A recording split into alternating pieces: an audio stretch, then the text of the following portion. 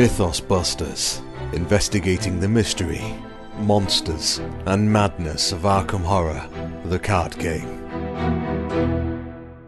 Hello and welcome to episode 11 of Mythos Busters. This is Sean, and we've got a special episode tonight, even though it is both Tomless and Ianless. But tonight we do have Nick. Hello. And Scott. Good evening. And we've got a little something extra for you as well. Travis, why don't you introduce yourself? Hi, my name's Travis Severance. I currently own Millenium Games in Rochester, New York. So Travis is going to be our special guest on this episode. We're going to get to a little bit of a segment later where we're going to talk about the kind of the retail and organized play side of the LCG scene, and going to let Travis kind of give us some insight on what that looks from the eyes of the retailer. So also in today's show, before we get to that, we're going to run over our guest articles and news per normal, and just a couple announcements. So we'll get to those straight away here. So the first thing I want to announce is that, like I mentioned on the last episode, we have finally started our YouTube series where we are reviewing the core set and Cards Beyond. It's called the Miskatonic AV Club. And, we've taken a couple suggestions. One that Scott made before he even became a host. That that we separate the audio from the AV Club and put it out as kind of a separate podcast under the Mythos Busters umbrella, but we'll be establishing a separate feed for it, so you can go access that for those who are interested in it, and those who aren't can continue to listen to our regular feed here and without any disruption. So pay attention to that. We'll post it to our website and Facebook and all of those places you come to expect us to tell you things when it's ready. Nick, what do we have for our guest articles this week? So we have two guest articles. First of all, I want to say thank you for your patience to both Peter and Zach, the guys who wrote these articles, because I wasn't as timely getting to edit them as I have been in the past. But our first one is from Zach Riemann. I hope I'm saying his last name correctly. It's called Knowing the Odds. And this guest article is another one that breaks down the math behind Arkham Horror. I almost said the math behind Mythos Busters. The math behind Arkham Horror. No one wants to tackle that equation. And he talks about what exactly your benefits and penalties mean to your rate of success. And not only that, but at the end of the article, I do have a link, or he supplied us with a link to a spreadsheet called the Chaos Calculator, where you can literally go in and input the values of your investigator, of any bonuses or modifiers that they have to their skills, and then you can put in the bag, the chaos bag that you're using, and see exactly the percentage breakdown of how likely you are to succeed. He has different sub-tables in there for instance, shotgun damage. I don't know if he knew that I would be the one reading this article, but he did put shotgun damage in there, and your chances of like killing or causing friendly fire or getting higher than 2 or 3 damage or whatever like that. And then there's also other sub-tables that, again, just break down skill tests based on what exactly is in the chaos bag. So really a very helpful article, and one that I think anybody who is ever considering, should I commit 2? Should I commit 0? What should I do in this test? You should definitely give this a look and check out that chaos calculator. I particularly enjoyed because I tend to take the approach that I don't really get into the numbers on that level. Like, I gut feel it way more often. Though I appreciated the breakdown, especially the little table he has in here of the break points and how far above you are to the difficulty and what that does to your rates of success. But I appreciated that he, at the beginning of the article, named my basically my approach to it. It's the Han Solo approach, guys. Never tell me the odds. Except for when it kind of matters. But I don't know. I think it's pretty cool. I know the Lockwood and Associates had a similar article, but the calculator I thought was a really cool touch. Yeah, and I think that's really what sets this article apart. And I've always kind of been that person who spitballs when it comes to the chaos bag. I always do. Okay, what difficulty am I on? Easy, 1 over is usually safe. Standard, 2 over. Hard, 3 over. Expert, 4 over. Now, of course, that's not hard and fast, but if you look at the chaos calculator and work those numbers out. Expert is hard and fast, yes. Yeah. Yeah. Fast in one direction, and that's downhill. And then our second guest article is from Peter Hopkins. I think this is our second one from Peter. And it is called Fast Advancing the Doom Track. And in this, he breaks down what we go over, or what we touch on briefly here and there. And I know we talked about in the card reviews for the AV Club, but it's action economy. And what does your action actually mean? And this article basically says that action isn't as hard and fast of a rule as you may expect it to be, because it's going to vary tremendously based on the circumstances in your turn and what's going on around when you take those actions. And he calls out some specific examples from Netrunner and how people measure action and value in Netrunner with that. Yeah, they attempt to. They attempt to. Well, and he is very clear to say that even though, sure, one action in this game, as well as in Netrunner, is worth one resource if you just take the action, gain the resource. But there are so many other times that can come up that maybe your action is worth more than a resource. Maybe it's worth less than a resource. Maybe it's based on the circumstances around what's happening. And so he really dives deep into that idea that an action isn't a hard and fast value. There's that term again, hard and fast. So definitely an interesting read. Anybody who goes by the quote-unquote click economy or click measurement, I've heard that thrown around a lot of times, and as a non-Netrunner player, it always makes me go, wait a minute, click? What are you talking about? But basic actions. You should definitely give this a one read, because it'll probably open up your eyes a little bit. I actually did appreciate. I think I've gone on record saying that I believe that the click for an action, click for money, click for draw equivalency is inherently flawed and leads people to devalue cards that are there's just more to take into account. Right. But I did appreciate Peter's approach here, that he recognized that and it's one piece of equating value. It's not the be all end all. So I actually ended up really I expected to be able to come on the podcast and be like, I hate this article. He was like, no, a click. Not all clicks are created equal.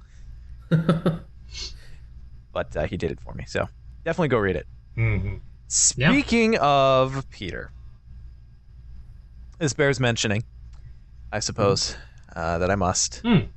That Peter, who's written a few articles for us and is very active on the Reddit and in our Discord channel, and Frank, who is Zoe Glass in our Discord channel, they have started another Arkham horror podcast.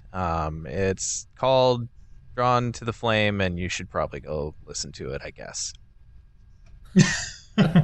Wow, there is room enough for both of us. So the rousing support of Sean. Yeah, I mean, don't exert too much energy, but if it is pretty easy nowadays, so go check them out on iTunes. It's so funny to hear about that in podcast terms. Like, we're a couple of things in, and I can remember when Game of Thrones 2.0 came online, and there was like, you just couldn't swing a dead cat without hitting a podcast that was popping up. There's a podcast every week. There were 40 of them, and what's funny now is it's right back down to the 2 that started. So. Yep. I did listen to the first episode of Drawn to the Flame today, actually. I enjoyed it. So it's good to have Sam, what?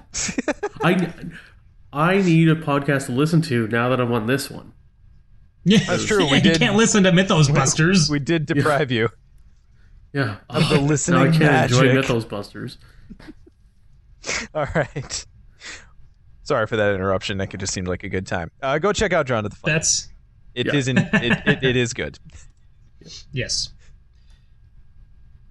And then additionally, another thing that I wanted to start covering, one per episode, since we've had such a strong and devoted community around this game, is talking about some fan-made scenarios that I've actually had the chance of playing.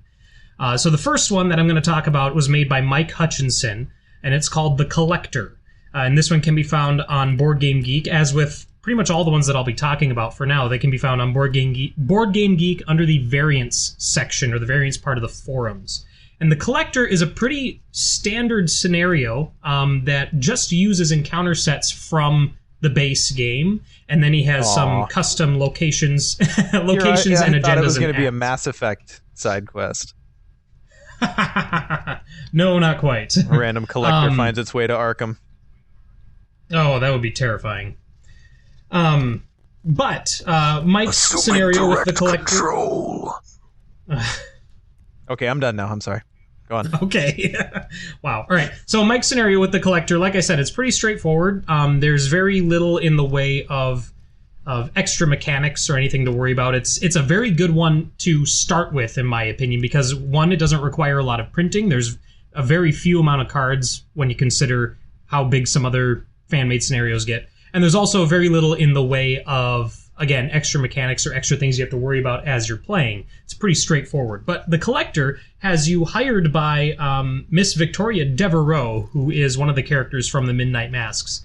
She hires you to infiltrate a museum after it has been closed and to leave with an artifact that she claims has been stolen from her. Now, of course, everything isn't as it seems. There's some twists in this story, but it is a fun little scenario and it's definitely worth checking out. I've played 2 games of it, one solo and one 2-player with my wife, and I lost both of those games, and the ending of this scenario is a little difficult, but it's fun. So check that out. How would you recommend, Nick, I don't know how much like side content you've consumed at this point, but how would you generally recommend people consume it? Because I know you can go like the print and play route, you can go the full print and play where you actually do a printer studio project or something like that. Do you have any experience with any of the other variants? Or I've Scott played a or few... Travis? Well, for my experience, which is fairly limited so far, I've only played a handful of the fan-made scenarios. 2 of them I have actually printed, cut out, and stuffed into card sleeves and played physically, which it will always be my preferred way to play, is with the physical cards. I have played one on Octagon as well, that was made by one of our pretty regular listeners and regular members of our Discord community here, which is, of course, I mean, Octagon is a pretty smooth, platform, and I enjoy that as well. So, but between those 2, I mean, it's really whatever your resources are, and if you have access to Octagon, if you're familiar with that platform, versus if you don't mind printing off, 3, 5, 10 pages of cards and getting those made. But I don't have any experience with Printer Studio, though, or anything like that. I've made some stuff for other games with Printer Studio, or Superior POD, I think is the other one. And they come out decent. They're very recognizable from, obviously, Fantasy Flight cards. So if you're going to print them on those, I mean, I do what you do, Nick. I print them out on paper, slide them in, and then play and whatnot. But I think for this game, I might Superior POD or Printer Studio a couple good fan-made ones. But that doesn't surprise me, considering you're also the guy who intends to have enough spare encounter sets laying around that they can keep every single scenario assembled and ready to go. Part of that is going to be proxying. Like, I'm going to take the rats encounter set or whatever to work and just photocopy it and then just stuff it. Don't try to talk it down. That's like saying, "Oh, I only have 36 cats." You're still crazy. Yeah, but 32 of those cats are origami. So there you go. But if you do want to do the Printer Studio route, you would be better off to print the entire encounter deck and somehow get whatever cards you need and not try and mix and match, because if you're using clear sleeves, it's incredibly obvious which one's which. But fair enough. I usually just print them on paper and stuff them in sleeves with other card backs. Awesome. So yeah, Nick, and I'm glad you brought this up, because I know we've been talking about maybe figuring out a way to help the community have a like a compilation of these fan-made scenarios and a kind of a central place to access them, I guess. So everyone stay tuned for that if custom scenarios is something you'd like to try out. We're trying to make it easier on the community, I guess. Also, just slap that logo on anything that has a flat side. Yeah. All right, so what else we got?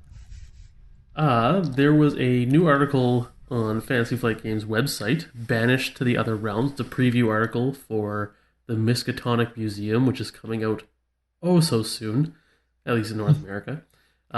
Spoilers have already been leaked in our Discord channel, though by the time you're listening to this, it will have been out, so that's not special anymore.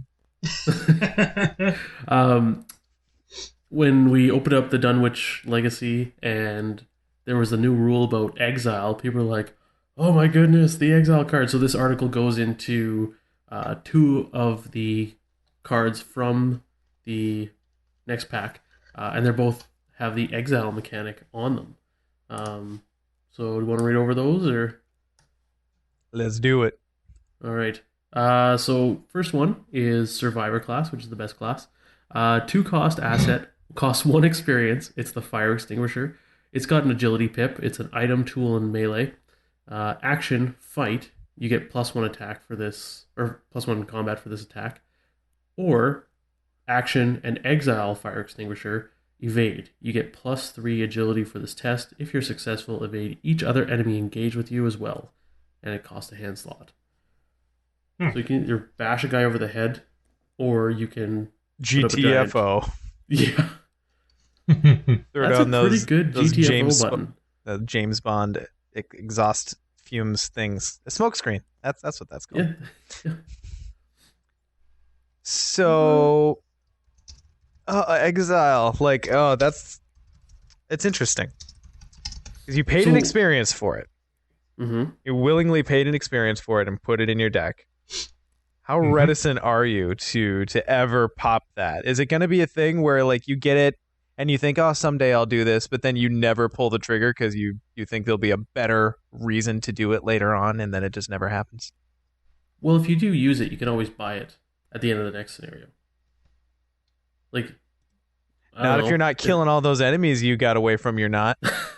But if it's a choice between, like getting a trauma and, R2 or something, then I'm okay paying 1 XP for that. Fair. Right.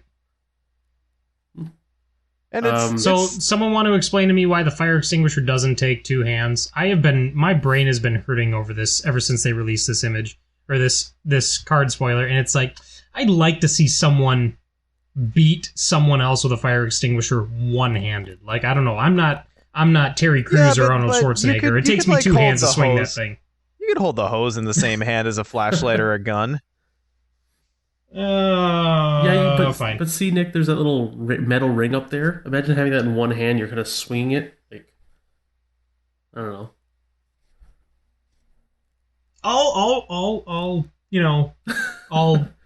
I can't even think of the word. Stand I'll down, give up. sir. I will Stand rescind. down. Yes.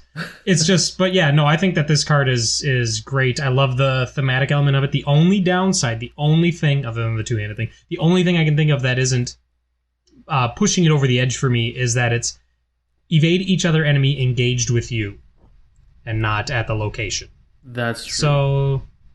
So that's the only, so running this, well, you can't run it in a Zoe deck because it's a level 1 survivor, but you could, I suppose, throw Taunt into a Pete deck, an Ashcan deck. Mm-hmm. But that's the only hang up. In single player, obviously it's awesome. But then in multiplayer, if everybody has an enemy all at the same location, it's pretty much, well, bye guys, spray the fire extinguisher and leave everybody else to die. Yeah. So. This would really help solo in scenario 3 from the core set. Like, at that certain point where you just walk into that location. We've said that core set spoilers are okay going forward, so spoiler alert.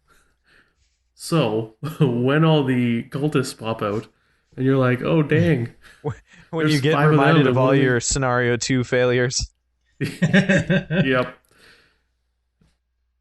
Yeah, if it was 2 hands, I think it would be worse than a knife, and we've already established that no card can be worse than a knife, right? I'm not saying I want it to be 2 hands. I'm just saying that even the guy in the art is using 2 hands. Like, come on. I know, but but no, you know yeah, you're right. It would be pretty terrible.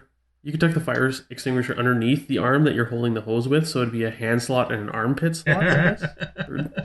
I want to know if they had all the same conversation at FFG, like, should it be one-handed or 2-handed? Well, no, it should only be one-handed, because look, and then they grab the fire extinguisher off the wall, and the guy's, like, waving it around, and like, look at this! And, oh, that'd be great.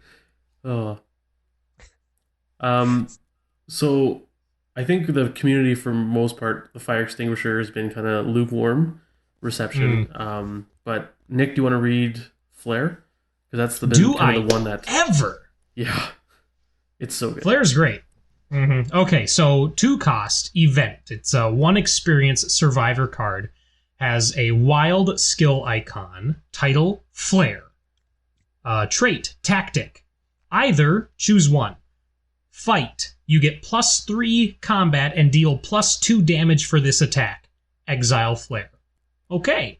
Or search the top 9 cards of any investigator's deck for an ally asset and put it into play under your control. Then exile Flare, shuffle the search deck. Doesn't have to be at your location. Doesn't have to be your deck. Any deck that's in play other than the encounter deck, obviously. Just pull an ally out, put it into play under yourself, say, sorry, Agnes, but Peter Sylvester's mine this game, and then get rid of Flare. Like, I love this card. This is amazing. You don't steal Agnes's boyfriend lightly, though. With a Flare, you sure do. It's your own manatee signal. It sure is. Yes. So the best part about this, I think, too, I mean, in addition to paying 2 to probably get a 5 or 6 resource ally out, maybe, is they emailed Matt about if you are unsuccessful in finding that ally, because it says then exile Flare, you don't exile Flare. Oh, so it stays in your deck. Are you kidding me? So you search the top 9, I didn't find an ally, shuffle the deck, Flare stays in play. Oh my god, like I'm having a hard time wrapping my head around this. I have a far harder time wrapping this one for its one XP cost. That is a thing. Yeah. Flare's amazing. Like yeah. That's Although according to this card art, with where her Flare is going, she's actually drawing the ally towards whatever monster is coming after her. You know what I mean? She's like, "Hey, Leo, I'm over here," and then Leo will run over and then just get attacked by that thing. Is she wearing Am I the only one? Oshkosh Bagosh overalls? I think she is. She is, yeah. Okay, I couldn't tell if that was like supposed to be Zoe with her chef's apron, but those are like straight up farmer overalls. No, that's not Zoe. It might That's be not like my Zoe. it might be like an overall skirt. So She popular. drew the in flight. tentacle in the shot. Which is even less intimidating. Yeah, well. but I mean, even that fight test, the +3 combat and +2 damage, like when you need it, that's going to be huge. Like, Yeah. but why would you ever not pop Flare turn 1 for your ally? Like, that's the real question. I think it depends on you what would ever ally know. you're running. But Leo, I think Dr. Milan. most investigator decks that I see right now are running at least one high cost, high value ally. So yeah. Right. Mhm. Okay, well. Stop gushing over Flare for a second.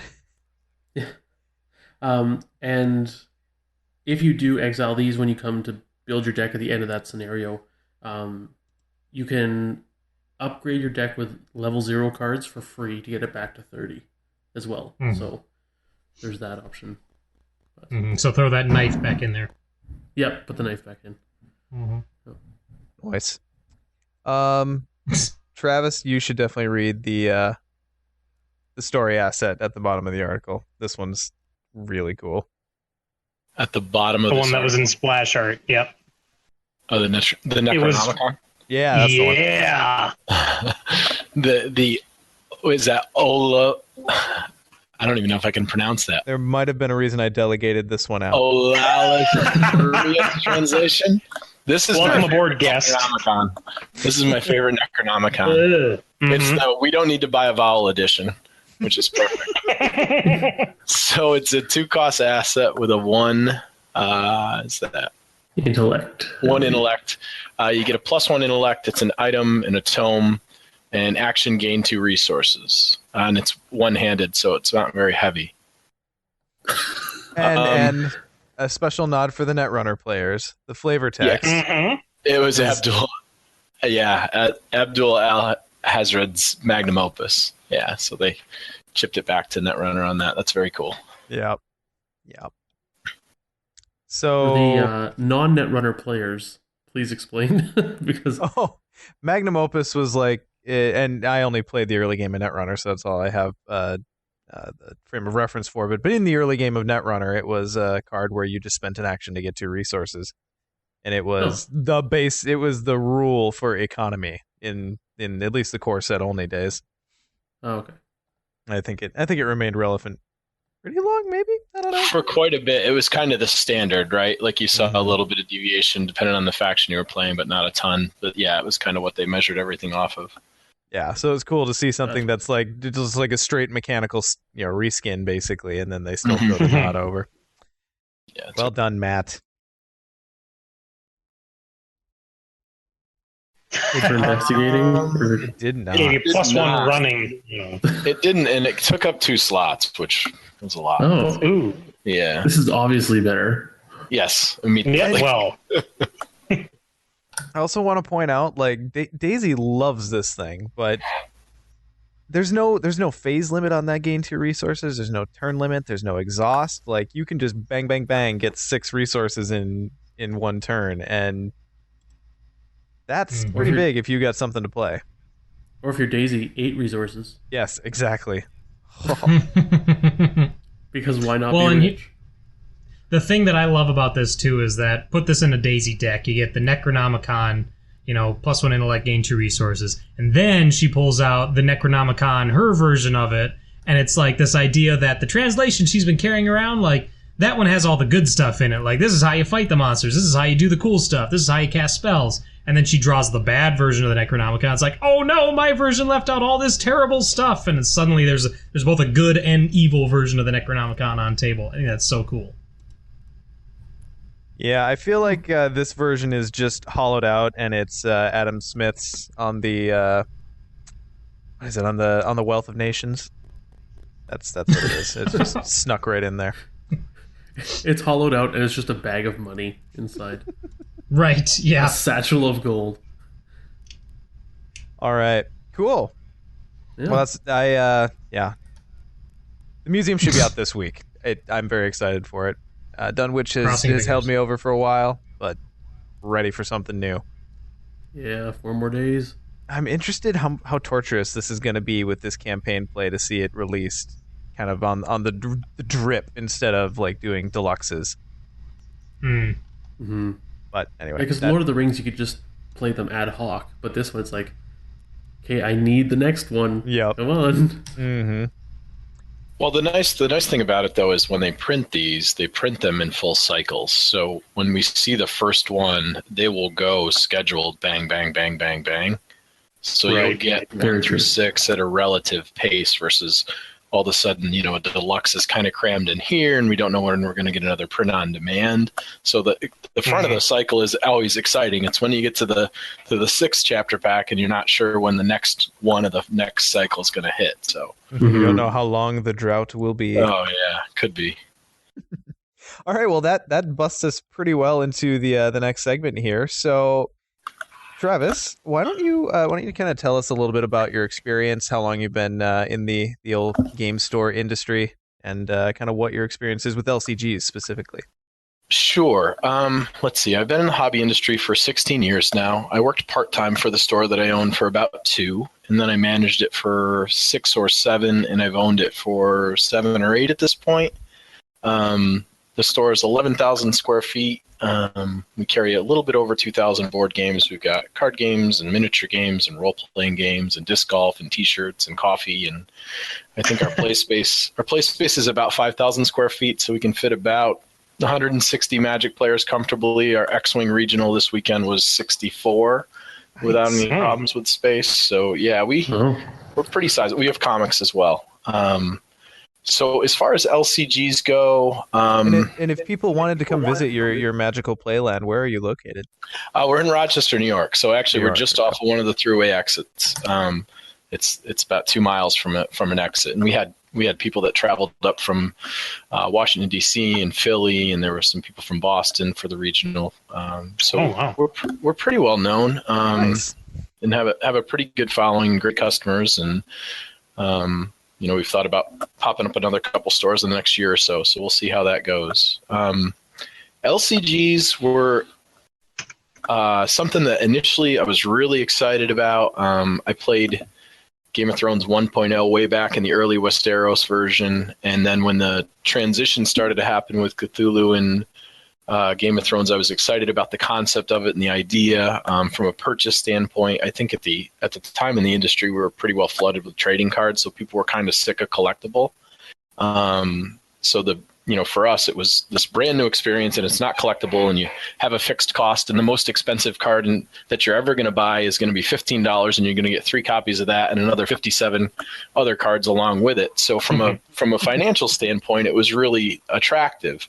Now, it's still really collectible, but it's more of a subscription model. So it's a consistent kind of buy-in. And occasionally there's times when you're going to want multiple packs of stuff for whatever reason. But it's still, I would say, it's still a cheaper buy-in to get into an LCG is a lot cheaper than a collectible until you get to the point when you get to like that 12th pack in the 2 deluxe boxes and however many of the cores you have to buy. Because when consumers start looking at that volume purchase, and what the golden standard is always going to be is what is the average cost of a standard Magic deck going for at that time, and you compare that to the buy-in of an LCG. And if they're in line, or if one's way higher than the other, then people will tend to go towards the one that's cheaper. So for stores, LCGs, as they get longer in the tooth, like Netrunner right now, actually, just before I got on, there's a big thread in a retailer Facebook group where the early Netrunner regional numbers were coming in shorter than what people were expecting, or store championships. And I think it has to do with the length of time that the game's been out, and they're cycling. That game's going to be the first one that's actually going to rotate. I think they made the rotations a little bit longer than they should. I've got a pretty good relationship with Fantasy Flight. I speak to them pretty consistently. We talk about all kinds of different things, as I'm sure they liaise with other retailers as well. And when they were talking about the concept of rotation, the thing that I wanted them to do was to make sure that they were really careful on that and making sure that the environment stays fresh. Because at the time, the conversation was, for somebody to get into the Game of Thrones LCG at this point, there's literally 120 chapter packs. There's six deluxe boxes.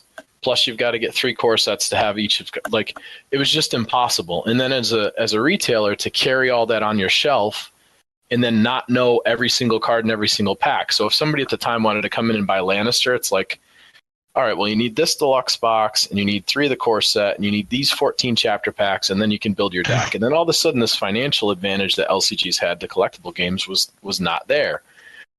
So they recognized that. They said, okay, we're going to do some rotations. And if you look at the rotations now, I think where they might have made a miscalculation is they looked at the size of the card pool in standard Magic at the time and said, you know what, we're going to make sure that our card pool mimics that. The challenge with that is, with an LCG, in the design type that an LCG is, it's more refined. So if a card comes out, it's usually got a specific purpose for a deck type, or it's something that's thematic. 80% of Magic cards in Standard are kind of draft chaff. It's just there for that limited experience.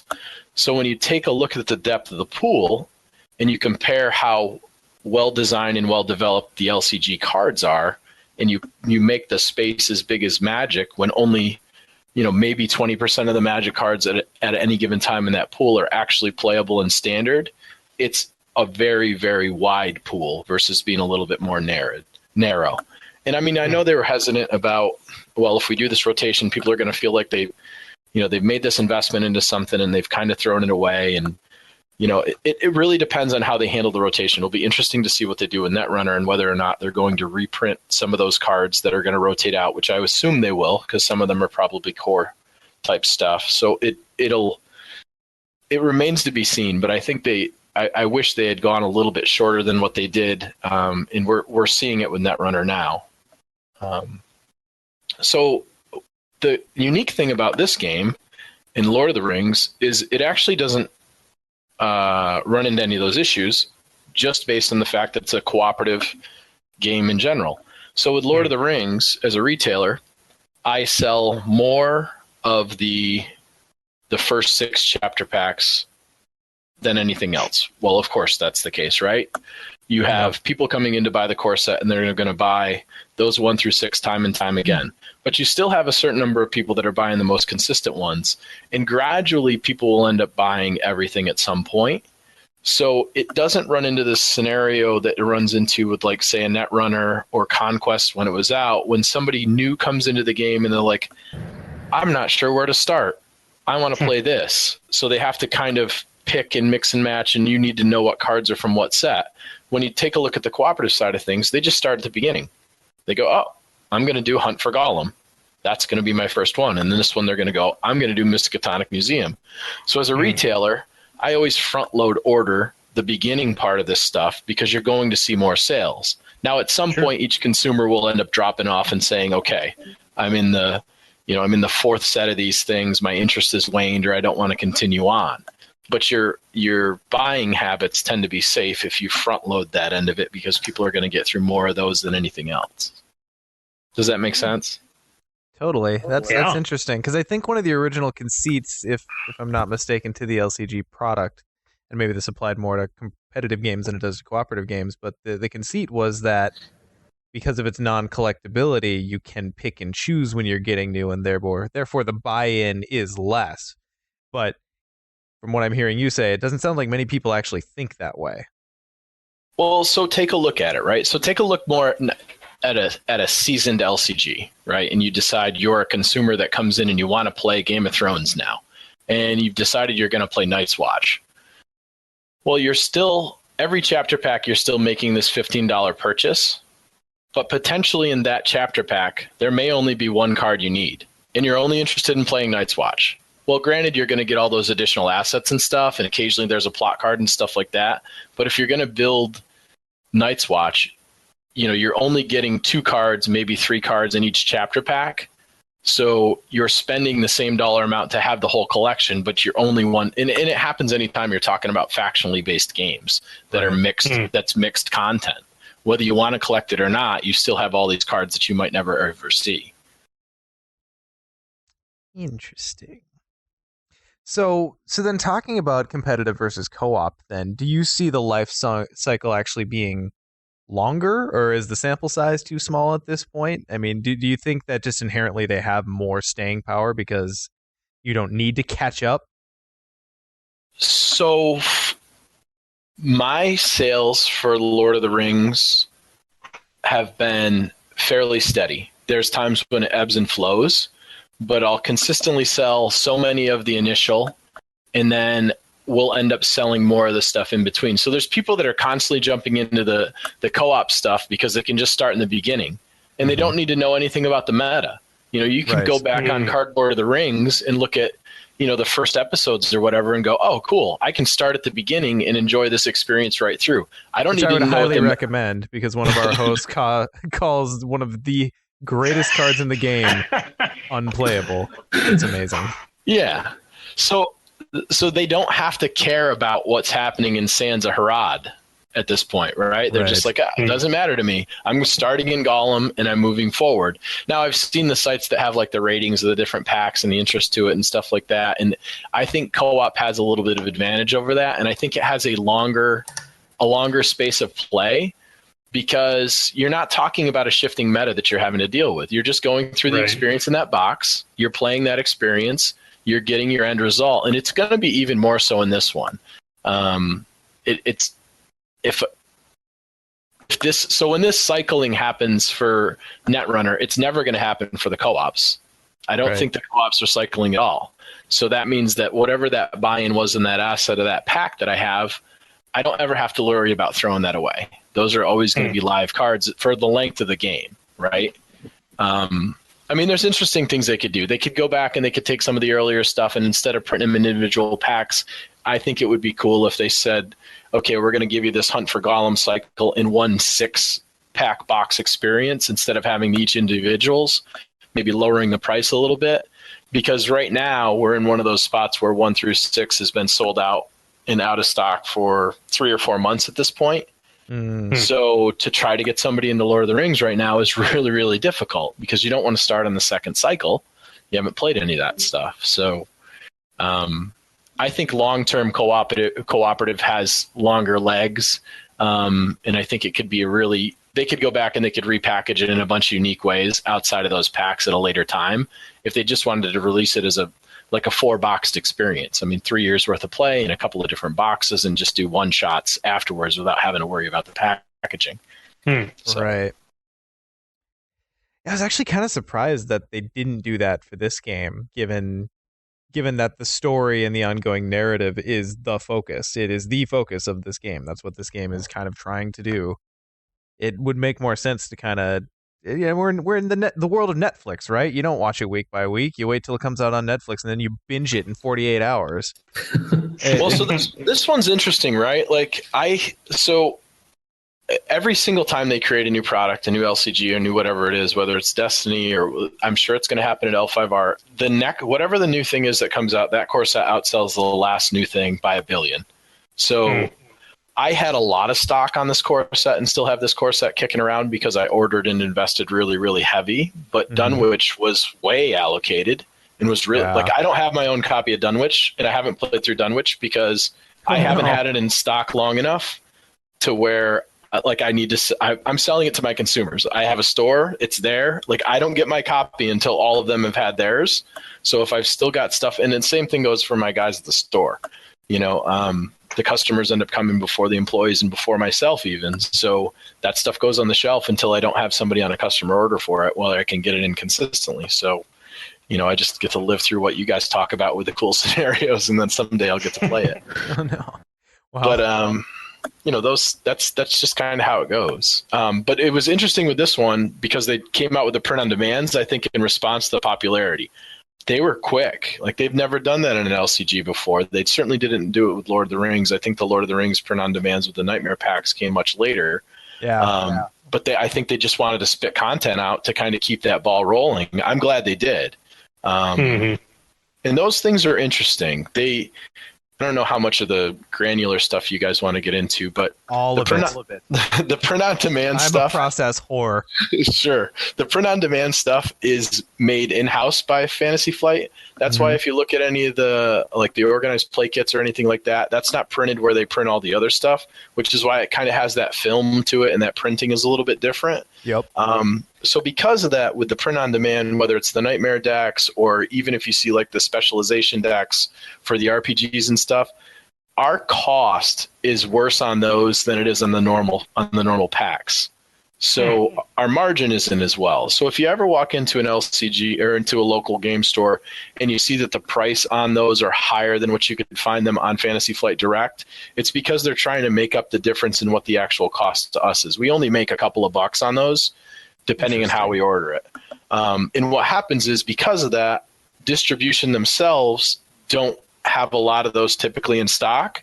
So if your store doesn't have those, it's because the distributor that they're using for whatever reason didn't buy in very big. Now we can all order direct from Fantasy Flight now, but when you order those contents, if you want it at a reasonable price, you got to order them at 12s at a time because that's a sealed box. Right. So when I order Rougarou or I order Carnival of Horrors, I try to do it when I'm down to maybe 2, and then I'll order 12 at a time from Fantasy Flight directly. I get better pricing there so that I can keep it at their regular MSRP as opposed to having to bump it up a couple of bucks because it does cost us more than what their normal pricing and products is. It's interesting that they started to dabble in that, and they started doing Nightmare and they started printing the Gen Con stuff. I still don't know how I feel about it. It's part of me would rather wait and just let them produce it on their regular printers and have the full, quality. But then it is nice to have the kind of in between content though. Well, and I think it just comes down to stuff that they really aren't sure. So what'll happen typically is they'll solicit distribution on a product, and distribution without talking to us necessarily maybe on the first run will say, we think we can sell X amount of that. And there's usually some kind of a purchasing requirement from each of the distribution partners. And if they don't fulfill that, then they probably take a look at the product and go, okay, is this something we still want to make and we want to do a print on demand? A perfect example of that, I think, is the draft packs from Game of Thrones. Now, the Netrunner ones were all just spit out there through regular distribution and we were allowed. I don't think they sold remarkably well to retail. So the Game of Thrones ones they haven't cycled through distribution yet. I haven't been able to get them through there. So I think it allows them to make these kind of in-between products that some people are going to find cool. But like, if you look at the Star Wars role-playing game, there's about 160 specialization decks. If I'm a retailer and I feel like I have to carry each of those, oh my gosh, like I don't know if I'm going to have somebody that wants to be an herbologist, so if I feel a pressure that I have to carry this stuff, like where am I going from there? So Right. I think it's nice that they have that option. I agree. I wish it didn't have kind of that film to it, but I'd rather have the content and be available to make that choice than not have it. So Yeah. we just And I kind of sleeve deal with it anyway, as we so go. once they're in sleeves, Yeah. Oh, absolutely. Absolutely. I think So it now- also kind of offers them a bit too with like if they need something for Gen Con, like let's say like the the Nightmare Quest or the special Gen Con quest, they know they can get it because they're just printing it. They're not waiting for something to come overseas. I know at was it not? I think it was 2015 Worlds or 2014 Worlds. They had an issue where they didn't print enough of the promo cards, and I overheard a conversation like, "Quick, run back and see if the machine's still on or something." And they basically printed more promo cards. Wow. So there's that advantage too, but the price point does kind of suck. But Well, so to talk about the cooperative stuff, like as an example, Murder at the Prancing Pony. I don't know if you guys were definitely engaged at that point. Oh, yeah. That was something that came through retail, and I think what they did was because it was a print on demand, they don't have to worry about losing as much as if they were making it overseas and trying to be able to time it, because timing organized play is challenging. So with that one, because it was print on demand, they were able to say distribution. This is the Murder at Prancing Pony event. How many do your retailers want? Distribution spits that out to us. We give them a number. We figure out how much that is. They hit print.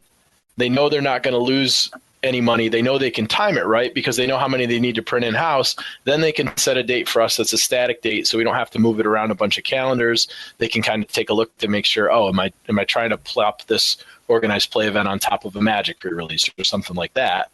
And those are kind of some blackout dates that everybody tries to avoid just because of the activity in stores. So it's a timing thing when it comes to that sometimes as well. Interesting. See, for some reason I never consider the logistics. Just like it just gets there, right? Yeah, no kidding. It's all I deal with. That's the biggest game I play is logistics, distribution, supply. So, talking a little bit about the communities that form around games, what have you seen with? Yeah, I suppose Lord of the Rings would be the only forerunner on the co-op side versus the competitive side. Is it just inherently harder to get a local play group, or what have you seen? So, Lord of the Rings was really weird. We didn't know what we were going to do. It was kind of this game. I got to play it at Gen Con early, and I think the Gen Con decks had 2 Aragorns, one on each side, so it was kind of this limited experience. I knew the game was going to sell well, but we didn't really know where to go with it in terms of organized play. And it's funny because when I was listening to you guys' episode where you were like, well, the game came out, and then all of a sudden there's a Discord channel, and then you've got a deck builder and stuff like that. Like all this, like that's how we are with LCGs now. We're like battle stations. Okay, great. We got a Facebook group. Perfect. That's up. All right, now link everybody in the other Facebook groups to that Facebook group if they want to join it. Get it up on the website. Let's start taking pre-orders. Let's find something snazzy to do for pre-orders. So like what we did was, if you ordered a core set, you got one of the 5 investigators. So I kind of went ahead and I ordered all 5 of the investigator miniatures direct from Fantasy Flight so that I could sell those to the players. So if you pre-ordered a core set from me, I gave you your pick of one of the miniatures. So you could have anybody you wanted. Oh. And if you got 2 boxes, I gave you the miniature, and then I gave you the tentacle bag that they do as well. So Nice. it was an add-in rather than a discount. So it was something that we did really, really well with the promotion, and everybody liked it. And then what happens is after you've got one of the miniatures, you end up buying the other 4. And now I've gotten a bunch of them from the Dunwich one as well. So those are on my shelf. And it's just little tiny add-on sales that you can pick up here and there. So for this one, we like beat the drum really early. Like I put up a post about the game in our role playing group because it's kind of got a role playing feel. I did a little bit of thing in the miniatures group and tried to get the voice out internally as best that I can, and then threw up a couple of bucks on regular organic Facebook to kind of press that out there, and we did pretty well. So what we've done now is, when Dunwich came out, it was so short that I didn't end up having an event. But when Museum hits, everybody will come in on Thursday night, and we just get everybody together to play. There's different point systems and stuff that we've tossed around using, but it's still early enough where I want to try to build up that community and get people playing. So we'll do, demo the core set that night, as well as people setting up to play Miskatonic, because it's just about bodies at this point. Right. It doesn't really lend itself to monetary gain all that well outside of people getting together to kind of play through the scenario on that Thursday when it comes out. I mean, without having some kind of a point system or some way where you have people putting an entry fee in for the hope to win, like Prancing Pony was kind of that way. I think we charged $5 a head, and it was really difficult to figure out, okay, well, who gets the copy of Prancing Pony at the end? And, it wasn't, it's not an easy thing to divide. It's not like you can take one of these packs and split them up because somebody's going to want the scenario. You can do that with the character cards. Okay, I'm going to take the Mystic stuff. I'm going to take, and go that way, but you can't do that with necessarily a scenario pack. So we just kind of do it as a, get the community together. Everybody comes out and plays, and, they bang out the scenario. And, there's some ideas that we've had about who can complete it the quickest, who can complete it the best, so on and so forth. And then just have, some tokens or some prizes to kind of throw out for that as kind of an added thing as well. So. Nice. So, kind of speaking maybe from the perspective of someone who has a game store, but that game store isn't actively supporting LCGs or Arkham, if someone was kind of starting at level 0, trying to get a community going around this game because they want to have people to play with, kind of what would you recommend sitting in the retailer spot that would be effective and kind of incentivize the retailer to kind of support it as well? So sales on anything is just transferring enthusiasm from you to the consumer. The easiest way to transfer enthusiasm is to be enthusiastic about something that you like. So what we do when we're trying to get something like this off the ground is I will put together a cram session for all my employees, and I'll show them how to play the game and the basics of it and the understanding, and we'll have touch points. So we'll have bullet points about all the cool things. So with this specific game, Arkham, there's so many touch points and so many cool things that you can hit on to tell somebody about that it's just, it can be an endless conversation. But the other thing we have is we have 8 demo tables in our store. So we rotate games every 30 days. So all of my employees learn 8 new games every single month. And we'll put things out there specifically for longer periods of time. So we'll keep it set up so they can see it, touch it, taste it, whatever they want to do as far as playing around with Arkham. And I've always got somebody live behind the register that can give them at least the general gist of the game and get them going for a little bit. So if you try to bring the game in and you don't have anybody on staff or you're not enthusiastic about it, that's not going to translate to sales. It's got to be something that you like and something that somebody on your staff can kind of carry the banner for. And then you have to set up a night where you're going to have people that are going to get together. And we just do a generic LCG night because it's just easier.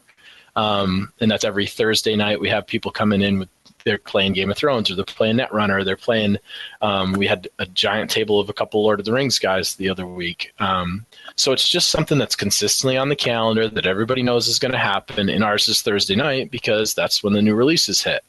So FFG's product comes out on Thursday, it's there. So with Game of Thrones, we'll do an event. Okay, brand new chapter pack, great. It's $5 a head. We've got some promo stuff left over from organized play kits. And then depending on the turnout, the top X will get a free copy of that chapter pack that night.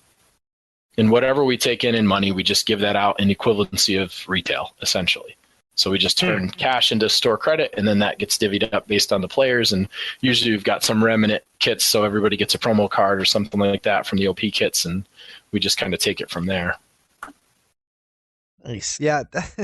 And it kind of gets back to what you were talking about earlier, where each new release from a core set for an LCG kind of beats the last. It's almost like LCGs are like the product. You're into LCGs. It's just a matter of how deeply you're into LCGs, because I mean, that's the only thing that makes sense, right? Is like people are dropping the older games and now hopping on the newer one that's coming out, and that's why you keep getting bigger and bigger. Yeah, we see that a lot. And what's happened a lot is, surprisingly, the amount of almost all of our LCG players have two LCGs that they play, and the ones that don't have two LCGs now play Destiny. Yep. So like, Fantasy Flight is just taking the giant wheelbarrow and doing laps around the store with the money in it. Like, have an LCG, and they also play Destiny, or they have two LCGs. So it tends to be a different experience for the LCG people. They tend to there's hyper competitive people the same way. But I just don't see. I tend to like the LCGs myself because it's easier for me to keep track of the meta every 30 days rather than going, oh, there was a massive tournament last weekend in Seattle. Now I've got to keep up to date on whatever this thing is. And some companies cover their tournaments better than others. So keeping up to date for me is easier when I'm working with an LCG because I can get out of it for 2 chapter packs and I can come back and I don't feel like it's been, oh my God, the whole entire thing, the meta shifted and I don't know what to do with myself anymore. Like I've probably got to learn 6 cards for my faction and I'm good to go.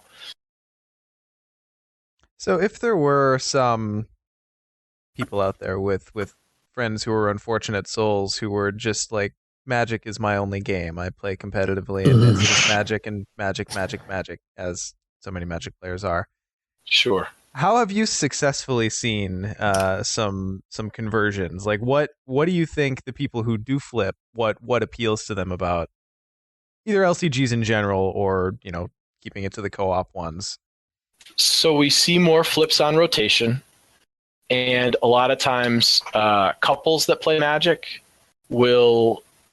I find them playing either Lord of the Rings or now Arkham Horror as well.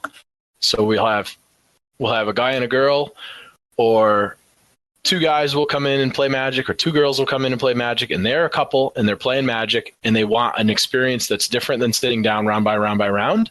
So they'll jump into the co-op stuff. They actually convert over to co-op better than they do the other stuff. Like it's challenging to try to find. I can take a Netrunner player and move them into Game of Thrones, or a Game of Thrones player and move them into Netrunner, because those two kind of go side by side with each other. But taking a Magic player, the easiest time to get a Magic player and convert a Magic player is typically during rotation. So when sets are going to rotate out and they feel like the value has gone out, feel free to sell me your singles for Magic. I'll take those in, give you some store credit. Here's these great LCGs. And we just kind of commingle them on the same night. So we leave the doors open. So if you just got killed 3 rounds in a row, maybe you want to try something new. It's just keeping the options available for those players to kind of come in. And, we get a decent mix of competitive players. And then what happens is a lot of times when a Magic player or somebody that's playing Pokemon or Yu-Gi-Oh! Takes a look at the depth that there are in the LCGs, it's really attractive. And they actually do a pretty good job balancing stuff. I mean, there's a lot of decks available to play in Netrunner and a lot of decks available to play in Game of Thrones. So it's not just paper, rock, scissors all the time. There's a lot of stuff going on. So I think the game actually has developed a little bit better, especially given what Magic's gone through recently with some of the bannings and different things that they're dealing with over there. So you kind of feed off of that, I guess. Well, do you, and I suppose, do you personally, just as a player, prefer kind of like the LCG space or Magic more? Oh, I'm an LCG player. Okay, I kind of assumed I didn't want to presume. Yep. But, so Sean's not going to kick you off the show now. I played Magic a lot. I don't enjoy Magic constructed as much as I do limited. I like to draft. I like a limited experience, and I appreciate the artwork. And it's too bad that like Magic's stealing Magali from Lord of the Rings, or from Lord of the Rings and Game of Thrones now, because her artwork is just phenomenal. And now Arkham, she did most of the investigator art too. Yes, yeah. She got a fair few pieces. She's just amazing, just a wonderful, wonderful artist. So yes. Yeah, I find myself playing more LCGs than anything else for sure. I just tend to like the player base better. Not that LCG players don't get salty from time to time, but I just find that it's less than what I see in people in the collectible space. Have you ever had a fist fight break out over card games? We've had table flips before, sure. Yes. Yeah. I had a table flip during a Friday night during a draft one time. A guy said that that the other guy next to him had pulled a card out of a pack and put it back into another one and cycled it around. So yeah, there was a table flip one time. Yeah. So a table flip in 14 years is not too bad. I've had customers leave and chuck their deck box around the organized play space before. Not necessarily at anybody, but just heated from, not having a good round. So, Boy, I find like I play some Magic, less so now, but I find that the demeanor of players in LCGs is that everyone's a little more lighthearted, and because I find that a lot of LCG competitive experiences, it isn't money based, right? Like everyone in Magic wants to be that pro player, right? And you want to win that 1 million or whatever they're giving away now. The other big thing I like too about LCGs is if I get up to go to the washroom, I don't have to like ask a friend to like watch my decks because everyone has all the cards. Like your deck is worthless. Whereas in Magic, like I play Modern, it's like, well, I'll just take my $1,500 cards with me to the washroom. Yeah, and I mean, to be fair too, I have probably 6 employees that really, really, really play Magic. So from a business standpoint, it makes more sense if I kind of have my toes in those other communities because I've got so many people that are already taking care of Magic, Pokemon, and Yu-Gi-Oh! So there's myself and one of the store managers that are really big into LCGs, and we both happen to play Destiny as well. So we kind of beat that drum, although it's a smaller, quieter one. But there's if I'm involved in the game, we typically have more players. That just happens all the time organically. It's just the way that it goes. People, for whatever reason, like playing with the owner of the store. If the owner of the store has attention to something, then they have a little bit more attention. So I end up having a little bit more pull that way. The same thing goes for I've got long-term staff, so they've got good relationships with customers. So if they get into a game, people want to play games with them. They're fun to play with. And I never keep any of my prizes. I'm like Robin Hood, so anytime I win any prizes in my events, I give them to all the opponents that I beat. So I just kick that down the line. So people love losing to me. They're okay with it. I mean, I'm average at best, but so I'm not, I'm not an easy out, but I'm not impossible either, which is a nice balance. What's that? I'm paired against Travis? I can see. yeah. You never want that to happen, right? Like, or sorry, I resign. Yeah. And we can confirm that too, because Travis is actually the one who won our Facebook swag bag from Arkham Knights. And if I'm not mistaken, you redistributed it amongst your players. Yes. Yep. Did it make it in time? It was real close to the dropping of Dunwich. So I don't think I got it on Dunwich. I think we did a Carnival of Horrors around that as well with a restock and kind of did a big deal out of that. So, and then one of my better board game customers got the other ancillary parts that you had from the other 2 games too, the Elder Sign and something else that you sent in that bag. So that was very cool. Yeah, definitely much appreciated. Good. Sorry, it didn't quite make it there for Dunwich. No, that's okay. That's okay. So I think kind of wrapping this up here. One thing that I, especially since I still actively play Lord of the Rings, what kind of tools, attitudes, what behaviors do you see out of communities that have legs? That like I know there's ebbs and flows, and the meta gets dry, and people take a few weeks off or what have you. But what do you see out of the communities that really have some staying power? So if they're really good about sharing advice with each other and they do it in a mature way, communication is built up. And the ones that I see doing really well are the ones that like they get done with game night and then 80% of them end up going to Applebee's across the street for half price appetizers. It's a real community. For Game of Thrones, I do more traveling for that than any other game. So we have a whole contingent of Canadians that end up coming down and playing on our events, and we call them wildlings, and they're invading over the wall. So they come down for my store championship. We get a car full of guys. We go up for their stuff. So we try to keep it this localized, this regionalized community where we're traveling to each other's events as best we can to make it so that it's a larger community as well. And when you start traveling on the road with people, that really builds up those relationships too. You're in the car for 2 hours on the way to Toronto. You're talking about your deck choices and deck tech and stuff like that. And then on the way back, you're telling each other the battle stories of the things that happen. And hopefully you've got a play mat or 2 for your time. And sometimes you don't.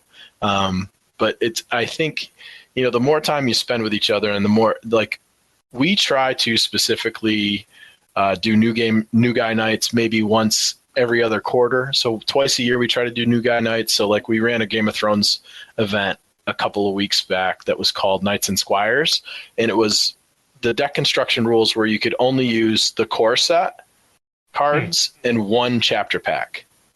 So even though there's 12 chapter packs out now and a couple deluxe boxes, the deluxe boxes were out. You could use the core set and one chapter pack. So I think we did maybe 10% off or 15% off a core set that night, just in case anybody that's new wanted to get into the game. And then what happened was if your squire won a game and you were a knight, you got an extra point that round. If you lost to a squire and you were a knight, you lost an extra point that round. So we ended up giving out a core set to the best squire of the night, and then we did some other stuff for some promos for the knights that were there. So it's trying to re-engage and give people a reason to come in, and then just keeping them as best you can, like staying in contact with each other. So the small Facebook groups that are specifically targeted to that end up working out really well because you're not screaming into the ether that's the world of Facebook. You're talking to this very segmented group with a specific message. So that helps keep them together too. And they start up their own conversations as well. They'll throw preview articles in there and they'll talk about that, and just being around each other is important. Yes, I find the local Facebook groups are for sure that, like, if I had to pin it on something that actually gets me to the store because I'm a hermit and I'm terrible at attending things, it's the group specific Facebooks, especially if you've got a mover and shaker who's really good at keeping the conversation going and they're active and they're doing stuff, and it kind of gives the community an energy. So if you guys don't have one of those yet, make one for your region. Chances are games will come of it. Yeah, absolutely. For sure. And it gives you that more targeted thing where it's not just scrolling through your feed. It's okay, I can go into my group page, I can see whatever they've said. So if you're a retailer out there, you post when the stuff's coming out that's new. Maybe a week ahead of time, hey, can we get some pre-orders for this? This is kind of coming down the road. And it just gets the chatter up, so the excitement kind of starts to build. And then you're not going to get everybody because of life, but in general, if you're giving them reminders and there's some consistency to play, you'll have more people that will show up to play. There you go. Awesome. Well, this is really interesting. I guess I don't know if I have any other specific questions. Were there any other tips or nuggets of knowledge you want to crack on us before you head out? No, I think that's it. I appreciate you guys having me on, and I can talk about the guts of retailing versus distribution versus publishing anytime something like this weird comes up. Like I said, I talk to Fantasy Flight quite often about these different things. So if you see something that's kind of weird or something wacky, just drop me a line and I'll see if I can clear it up as best I can for you guys. There you go. All right. Well, thanks, Travis, for coming on. We will probably take you up on that. Sounds good. Yeah, I think so. Yeah. When we get to the third cycle and all of a sudden they've decided to start doing big boxes, we'll be like, oh, let's have Travis on and talk about how awesome this is. Absolutely. All right. Awesome. Well, I know you said you kind of have to jet here, so Thank you for coming on. Really appreciate it, and look forward to seeing you around the community. You bet. Thanks, guys. Have a good night. Yep. Thanks, Travis. Yep. All right. So I think that's the meat of the episode. Let's move on to a little bit of tentacle time. Well, Sean, real quick now, do we want to cover that the giveaway that Ian had the details for? No. Being as that I added it to the show notes myself, one would think so. One would think so. Go ahead, Nick. You want to run us through it? Sure. So we will have some more giveaways coming up. The one we're doing currently is for the Marie Lambeau, which was a pre-release for people who picked up the Investigators of Arkham Horror book, if I remember correctly. It was her and her signature cards. So that giveaway is going to be around designing your own card. And the idea is that contestants will have to design a card with the occult trait, since currently we don't have any. And the idea is to make an occult card that might work well with Marie. So probably playing with Doom would be the first thing that I would go to just off of memory. Give them hints. Don't hinder their minds. That's the surface level. That's how Nick designs cards. I want people to dig deeper than that. But basically, you're going to design your own card. It can just be in text. Like, you can just send us, like, this is the title, this is the blah, blah, blah. You can do it in the some sort of plugin or platform like Strange Aeons or Photoshop and actually send us an image of the card if you want. But you're going to email that to our podcast email, which is mythosbusterspod@gmail.com. And then basically we'll look those over and pick a winner from those to get Marie Lambeau and her signature cards. Also, a unilateral decision I've just made. We are also going to post these to our Facebook. And when we do, we'll make an announcement, of course. You go out and like the ones that you find funny. Whichever one gets the most likes out on our Facebook will also receive a prize yet to be determined. Sweet. All right. So you have until the next episode airs. No, records. Records, That's how that works. Okay. Yeah. So roughly 2 weeks, but obviously we'll be posting pretty heavily about when that next episode will be scheduled. So given that keep we your have eyes one open. in the can, maybe that's not the best place to cut it off. Let's say you have until March 1st of 2017. Perfect. March There you 1st go. is fair. And then also real quick, Sean, I know we discussed it before we did the podcast proper, but there were some spoiled cards from Miskatonic Museum. Did we want to cover those since this will probably air after it releases? Stay tuned for the next installment of the Miskatonic AV Club. Oh, well, there you go. Gotcha, guys. Gotcha. Yeah. You should definitely come back for those, Nick. I know you made it to about half of them last time. Yeah. Yeah, if and when, I'm not going to commit, but maybe I'll pop my head in here and there. See what you nerds are up to in the AV Club. Into the broom closet that is the AV Club. All right. Well, that being said, let's... Tentacle time? We I can think that's tentacle good, time. Yes. Yeah, Yes. I think we can tentacle now, yeah. Okay, good. We landed this time. Nick, what's been grabbing you? Yeah, so I have, in a way, found my second win with Arkham Horror. I'm sorry, second wind, not second win. I've won more than twice. Trust me. Sure. But after, I would say right before Dunwich came out, I kind of had this, spell where I was like, yeah, I could play Arkham, but I really don't want to. And even though my wife really enjoys it, like we played other games and we did other stuff, and it wasn't really grabbing me like it did upon release and after those POD sessions came out and all that. But once Dunwich came out and I played the Dunwich scenarios a couple times each, then it really just it sunk its teeth in completely, and it's just been consuming a lot of my time lately. So I played some fan-made scenarios like I talked about earlier. And also, on Super Bowl Sunday, we had an anti-Super Bowl party where, because no one in my house cares about football, we invited my parents and also my wife's brother over just to hang out, because they're also, miff about, they don't care about sports too much, or at least football.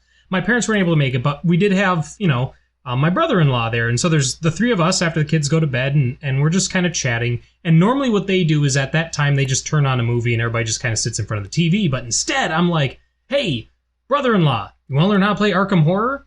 And he's had some experience with, tell me you used those exact words. Well, no, not well, for the purpose of this story, I did. Yes, Okay.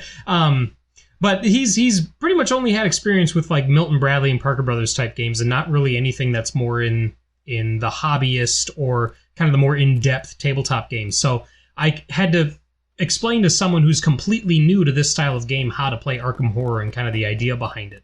And we did. I let my wife choose the scenario, and we did one that they hadn't, obviously he hadn't, but one that my wife hadn't played, so it was new to most of the table. And we did the extracurricular activities, because that was the one they wanted to do. We made the new guy the lead investigator. He made all the big decisions, and he enjoyed it, and he wants to come back and play again. So that was a win.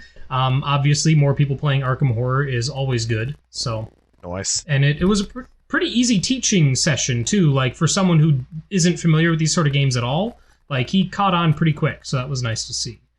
Other than that, still doing the role-playing via Roll20.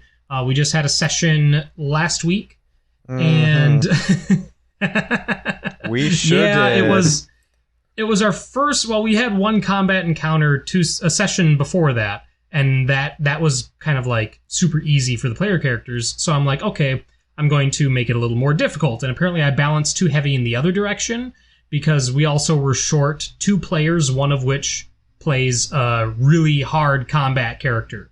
So we're short 2 players, one of them is a powerhouse, and then they go into a combat encounter that I had already tooled to be a little more difficult, and 2 characters were incapacitated, one of which being Sean, and that happened a little quicker than I would have been comfortable with. So I appreciate you being a trooper and sticking through the session, Sean. I'm still purging salt. I don't blame you. That you did get the dice were against you that night. So yeah, it was the dice. So I'm taking that into consideration when I'm balancing encounters in the future, kind of thinking more about who's present versus what characters I have in general. But I think it was still fun. And like I said, Sean, your character will have a scar to show off now, at least. I mean, it's not like he died. Right? Chicks take scars, man. Chicks take scars. Yeah. Yeah. All right. And then the last thing I want to talk about is I was discussing with some people on our Discord about custom scenarios and found out that there's a bunch of us that are kind of making our own currently. I'm doing one based off of Innsmouth. There's a couple other people who are doing their own thing that have some really neat ideas. And I was like, hey guys, when we're all done with our custom scenarios, we should just group together and make a custom campaign. In the last few days, I've been throwing myself into that and working with these people, getting a structure going. There was a bit of a hiccup early on because when I get excited about something, I throw myself into it like 150%. And so I was like, let's do this. Who wants to work on notes with me? Let's just do this. All right, boom, boom, boom. Scenario 1 about this. Scenario 2 is about this. And then by the time I was like ready to start working on scenario 4, like the basic outline, people were just joining the group and going like, oh, well, this doesn't make sense. And what if we did this? And they're bringing all these great ideas and other perspectives that I hadn't even considered. And so I was like, okay, let's scrap everything, start from stage 1, and approach this in a much more structured and a much more community-focused way to do it. So we're going to be doing that. We're really, really starting in on the story bits this week. I'm really excited for it. I don't want to say anything about it because a lot of it is, obviously with any Arkham Horror scenario, I mean, you want to experience it. So in, however many months it's going to take us, once it's ready, then I'll jab about it nonstop. But on that note, if anybody is interested in helping, we have a pretty good group of folks so far, but I will not turn down additional help, especially when we start designing cards. So just message me on Discord if you're on our Discord channel. You'll also need playtesters. Well, that's even further down the road. But yes, we will need playtesters eventually. But feel free to email at mythosbusterspod@gmail.com or just message me on Discord. But right now we're looking for, I would say card designers would be our primary focus. But that's pretty much been it for me. Nick, I gotta say too, like, it wasn't just you that jumped in, like, head and feet first.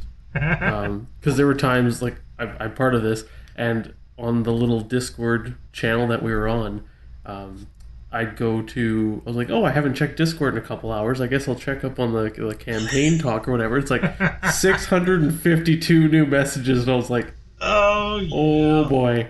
Well, better sit down, I guess.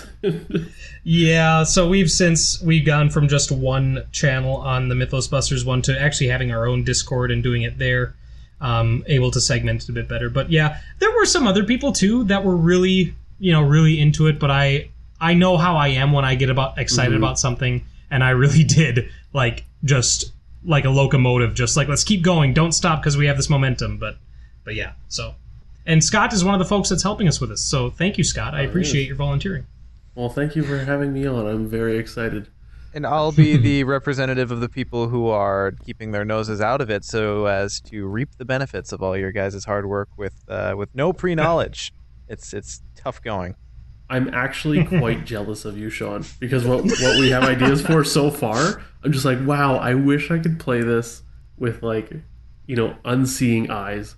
It's going to be fantastic. But I'll shut up. I'm the one when Sean turns over, a certain card or whatever, or reads a certain ability and is just like, wait a minute, what? I'm going to be the one who's back there like, yes. Like, that's right. You didn't see that coming, did you? So yeah. If your name is I'm Sean, done. take 8 damage. We'll get our first Mythos Busters table flip. Yeah. Well, as for me, I actually haven't done a whole lot new of late. I've, of course, been playing Arkham. The first Lord of the Rings adventure pack came out where we get to tame wild Mumak. That was a lot of fun. Mm. And I think the only other thing that I kind of wanted to mention that I just randomly hopped into the For Honor beta today, and oh my god, I've never been so quickly absorbed into a fighting game because I'm normally terrible at fighting games. And I get really ragey, and I'm not built for them, is what it is. Mm-hmm. But I was a huge fan of the Dynasty Warriors, Samurai Warriors, the Warriors series, and I'd always kind of hoped for a more tactile, evolved version of that kind of thing, and the Dominion mode for Honor is exactly that. It's so fun. It's Vikings versus Samurai versus Knights. And it totally works, so I don't know how you get better than that. I suppose, what are they missing? Ninjas? Which I think there's a Samurai? class in the Samurai, faction that is basically the stabby, run off and let you bleed to death type character. No, that's actually, they structured that character more like an Assassin's Creed.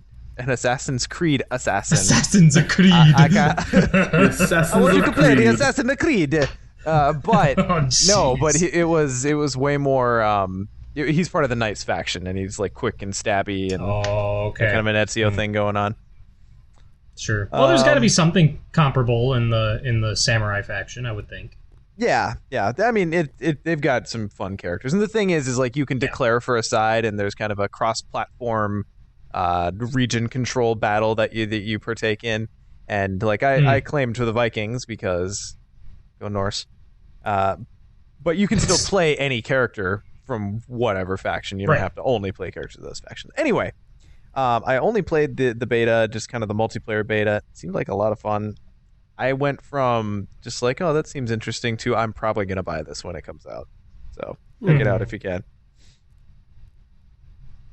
And that's me. Sweet.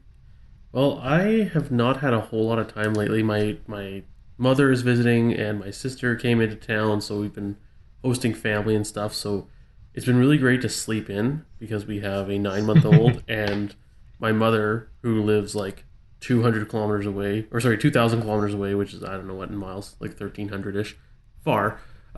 She's like, oh, I want to get up at, the crack of dawn with him, like 5 a.m. And we're like, fill your boots, like, Yep. go ahead.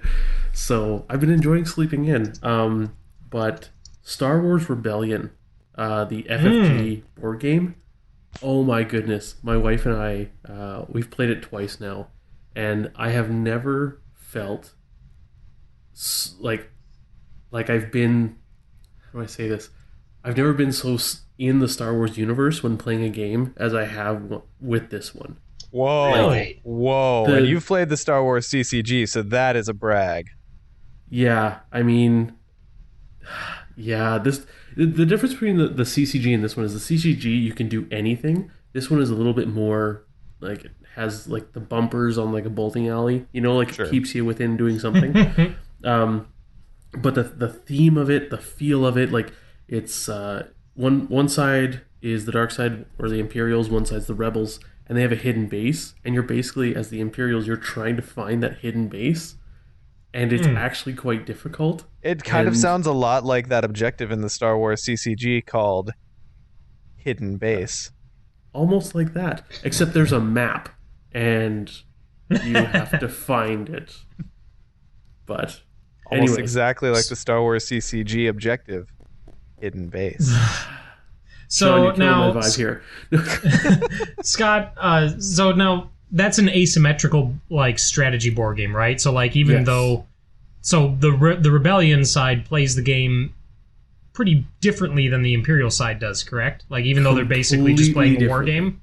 Okay. Completely differently. Like, it is just, it's two different games going on, and you're going against each other. Like, it's incredibly different. I want to compare it to Stronghold, if anyone's played that. Sure. The sieging game, but it's even more asymmetrical. Like, it's just, yeah, it's fantastic. And the worst part is the rebels can move. I didn't realize this the first playthrough, and I'm thinking I've almost found the base. The rebels can move their hidden base, like they can just pick up and move shop. Oh wow! And yeah, it's incredibly frustrating, but fantastic game. So yeah, that's been my game, and tons of Arkham. Like Nick, similar to you, like I played the core set, and I was like, I'm really into this game, and then I played Dunwich, and I'm like, all right, hook, line, and sinker. Yeah. And I mean, there's new Star Wars LCG packs coming out, and there's regionals going on right now. And I went to one, and I literally just, because I've been playing so much Arkham, I just looked on my gaming table, and I was like, oh, here's 2 Star Wars decks. I guess I'll put them in a box and go. And I brought Arkham Horror in the same bag, so in between rounds we could maybe set up a quick game or something. So that sounds like Worlds. That's great. Yeah. The co-op LCGs are the only games not represented at Worlds, and they're the ones I play the most when I go. Yeah. They're always the ones like off in the corner, and you just see like these people all huddled together trying to keep these games alive. Yep. At Worlds.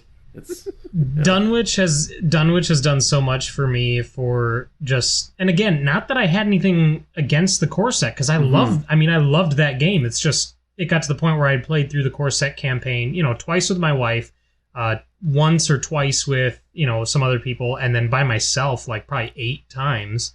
And it was just, but then Dunwich came out, and not only did it reinvigorate my desire to play Arkham and to go through decks and rebuild and tear apart and all that, but it also like we don't have any idea what Arkham is really going to feel like until we get through this campaign, like until we experience a full 8 scenario campaign, because that core set campaign, that felt like the base game when we had it, but now that we're 2 of 8, it's like we've only really scratched the surface. And when it comes to the longevity and the legs of this game, like I don't think we've really played Arkham yet, guys, until we can sit down and do scenario 1 through 8 of a full campaign all at once, or back to back to back, or whatever. I think the thing. Oh, go ahead, Sean. Well, I was just gonna say, I think it's pretty common to an LCG, at least everyone that I've played, where like, yeah, you get the core set, and you can see how that's kind of like a self-contained game, and then the first cycle almost always opens things up and explores new area, and then usually about 3 or 4 cycles in, you look back at that first cycle and go, oh man, look how far we've come. Even where we're like looking out into the open world. It's very interesting, the life cycle of a living card game. I think the biggest thing that for me with Dunwich was, I mean, I love the core set. I've played through it at least 10 times, but maybe I was almost overplaying it, and that's kind of what got me. I was like, kind of out of breath with it. But with no spoilers, there's something that happens. The way the encounter deck tries to defeat you in one of those encounter sets. Okay, well, hang on before we finish this. Spoiler alert for extracurricular activities. There's not going to be any more. Or are we just talking about it now? We're just. It's one mechanic. Just go for it. I'm going to be super vague. No, it's been spoiler alerted. You can turn off the podcast right now if you've not played Dunwich. The way that extracurricular activities tries to mill you, that blew my mind, and that kind of like, I saw some interesting mechanics in the core set where these cultists can come from one scenario to the next. I'm like, oh my goodness, and the ghoul priest can follow you through the whole thing. But when the encounter deck tried to mill me, and I realized what it was doing, and I built my deck to be like super draw heavy and just mill through my own deck by drawing cards, I was like, oh shit. And it blew my mind, and that is what nailed it for me. I'm like, this game is going to screw with me so much through the life of it. And it was incredible. Well, and it's funny too, because it pretty much is imminent death, but there are like 1 or 2 investigators who could take 10 damage and still be standing if things are going well otherwise. If you got the right assets out there, yeah. Yeah, so it's just kind of funny that it's impending death, but you can try to address it one way, or maybe you can try to survive through it. Yeah. But yes, I loved that mechanic as well. As soon as you see... what's the one that surges and then stays in your threat area? That's the one that actually does the damage? Power beyond the power of the veil. Pushed in the beyond the veil. Yeah, it's beyond the veil.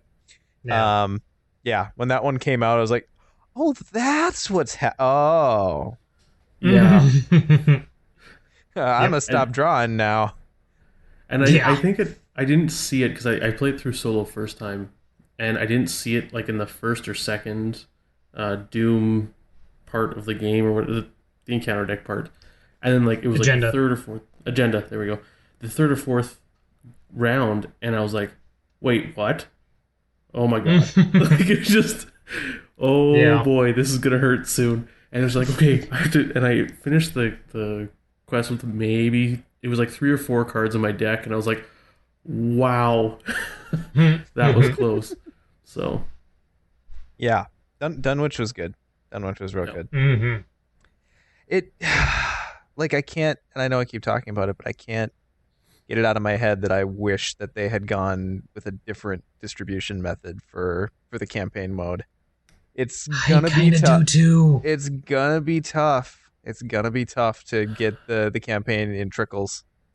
Yeah, that's why I signed up for Team Covenant for the Mythos packs, because it's like, just send them to my freaking door. Like, I don't want to go any, like, just send them right to me. I want it to feel as seamless as possible. I don't want to think about it until it's at my door. Right. Yep. Yeah. Anyway, good talk, guys. Good talk. So I think that wraps it up for this. Nick, anything to say on your way out? Anything that goes unsaid? Did I forget something? No. Oh. I mean, did you? I don't know. You make me feel like I did. I'm not railing Let's at just take it specific. from the top. Can we get Travis back on here? Can we just start over? Because I feel like I forgot something. Take 2. No, not really. Just, again, if you have any interest at all in helping with the custom campaign, again, from like a design standpoint, because we're not nearly to play testing yet. Again, email mythosbusterspod@gmail.com, or just send me a message on our Discord server. Sweet. On Discord. Mm-hmm. Scott, anything to add or close? Not much. If you haven't seen Rogue One, go see it. It's an okay movie. We don't need to talk about it again, do we? We haven't talked about it yet. Like, I do 2 stupid podcasts about nerdy things, and I have not yet talked about it on either of those podcasts, and it's driving me nuts. What do you mean we haven't? We've talked about it. Oh, maybe. Yeah, I suppose we haven't on the podcast. Yeah. We've talked about it in person, but we've brushed on it. We brushed it very lightly with like a butter brush, with the really soft tines. Butter brush. When you brush your. Oh my god, I can't even talk. Do we want to do that? Do we want to talk about Rogue One right now? I'm all for it. Well, now Ian's not here, and now Tom's not here, so I'm gonna feel bad. So we need a quorum. Well, we have a quorum. We need perfect attendance. I just wanted to tilt you, Sean. That was my goal, and I succeeded, I think. So yeah. Well, next week I'll be starting my very own Star Wars Destiny cast, the Poodoo cast. So feel free to come join me. We'll talk about Rogue One all the time there. I'll join you to talk about that. Rogue One was better than okay, by the way. I was just trying to get under your skin because it's fun. Some of us have different opinions. Yeah, well, some of those people are wrong. So this is true. This is true, and they're allowed to be wrong. I'm not saying it's okay. Yeah. I liked it. Don't get me wrong. No, that. You can read all about it on my blog at nicholascorey.com. This is disintegrating. Just for reference, there is no actual Poodoo cast. I'm not that crazy to do 3. Oh, I seriously thought you were. No, I was like, wait a minute, you didn't even say anything to me. No. Sad. I have no time left. I barely have enough time to play the game at this point. So that said, I'm going to hop off and go finish up my Rougarou that's over here on the table. So thanks, everyone, for joining us on episode 11 of Mythos Busters, and we will see you next time.